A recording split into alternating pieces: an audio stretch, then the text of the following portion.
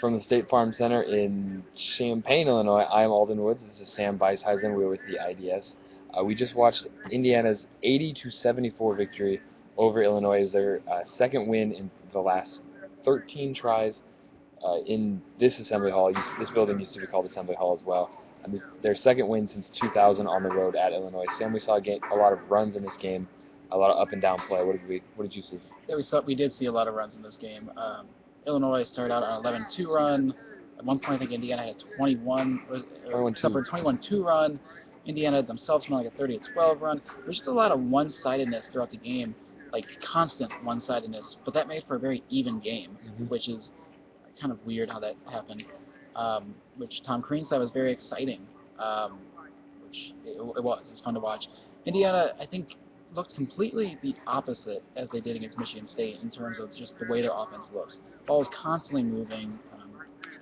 It didn't stay in a player's hands for very long. I think Indiana had 27 made field goals, I want to say. Yes. And 17 of those were assisted. No, 16 of those were assisted. Good ball movement all around. I think they closed out a 15-5 run. Illinois, again, disturbing trend for them, where they keep on blowing these games with their leading late. They blew a game against Oregon that they were up by like 6 with 79 seconds left. They were up by 8 against Michigan not too long ago and lost in that game too. Today they were up by 5 with like 2.5 minutes left and blew it again. Not a good sign if you're in Illinois. Great sign if you're Indiana looking for a road win to kind of boost your NCAA tournament resume, because this was a game that not many people, I didn't think they would, but in general, not many people thought they could actually steal away. Yeah, the win moves Indiana to 14-4 on the season. They're 4-1 in the Big Ten. When Maryland comes to Bloomington on Thursday, those two teams will be playing for a share of the first place in the Big Ten as it stands right now. Obviously, they're only 5 games into the season, but still, for this Indiana team, everything that's gone through, for them to be in first place in the Big Ten after Thursday potentially is something that I thought there was any chance of happening. I don't think anybody would. If you would have came up to me 3 months ago, 2 months ago even, and said, yeah, Sam, so here's the thing. Maryland and Indiana are going to be playing for the lead in the Big Ten, and it's going to be like mid to late January. Yeah. I wouldn't believe that at all.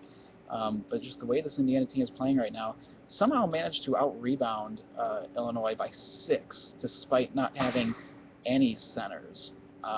Really, other than Emmett Holt. But Emmett Holt only played for 11 minutes. So another one of those games where the guards just kind of took care of business, rebounding.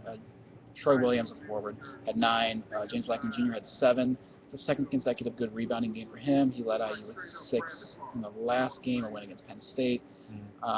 Just an all-around, there's not very many things you can look at for Indiana and say, that wasn't too good. It was just really a solid game, which you need to have if you're going to pick up a win on the road. Yeah, and it helps when Illinois' 6'11 center Nana Egwu fouls out of the game. He scores no points. He pulls in 2 rebounds.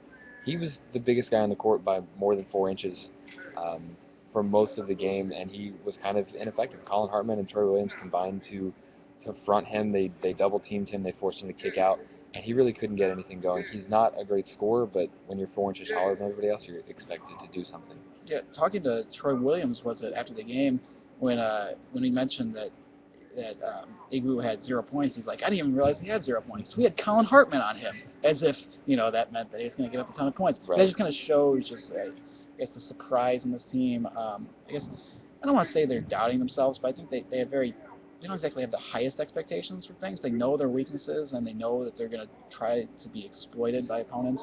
But when you're Troy Williams and you don't realize that Colin Hartman was guarding a guy and gave up 0 points to him, it's kind of a big deal and kind of shows, I guess, the state of the relaxed locker room, I think, right now. And this Indiana team, to just go out there and kind of play ball and kind of be happy with the results, and it's working. Yeah, you said they know their weaknesses, but they also know their strengths. One of those strengths is three-point shooting.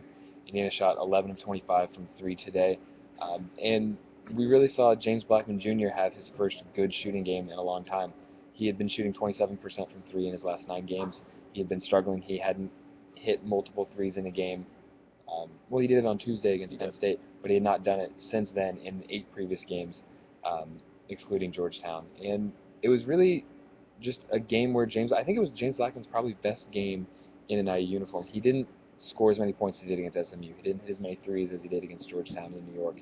But he put together a complete game, and he played active defense, which is something we haven't really seen him do.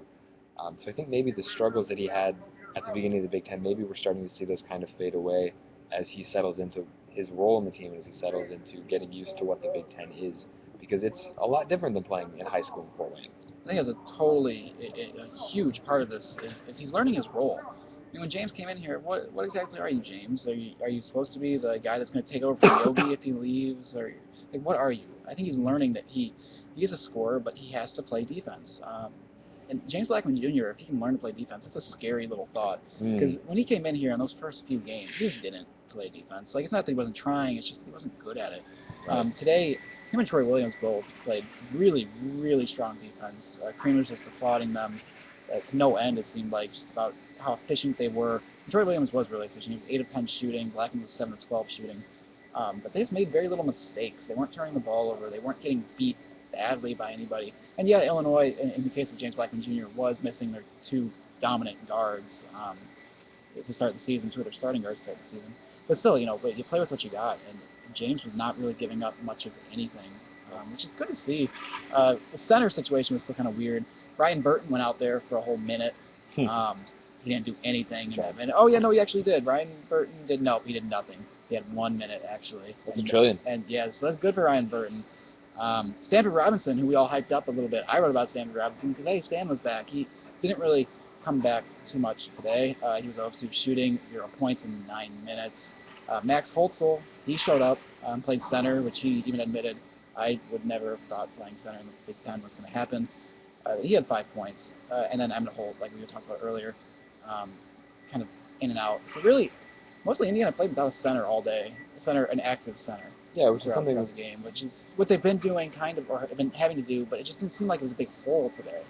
No, and it helps when you play 2-3 zone for a majority of the game. They got burned on that earlier in the game in the first half when Kendrick Nunn hit 3 threes. It was Kendrick Nunn 9, rest of Illinois 0, Indiana 0 at one point in the game.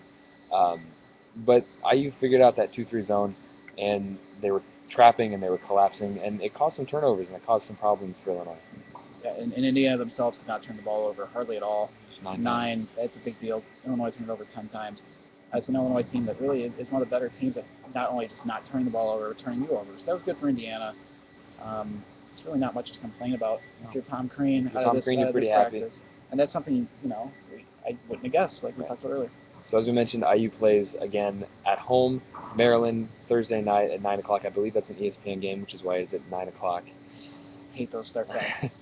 Yes, so that will be a late night for us and a late night for you. In the meantime, check out our stuff on IDSnews.com. Our stories are posted right now. We will have full coverage in the paper all week and leading up to the Maryland game. And then we will see you guys on Thursday.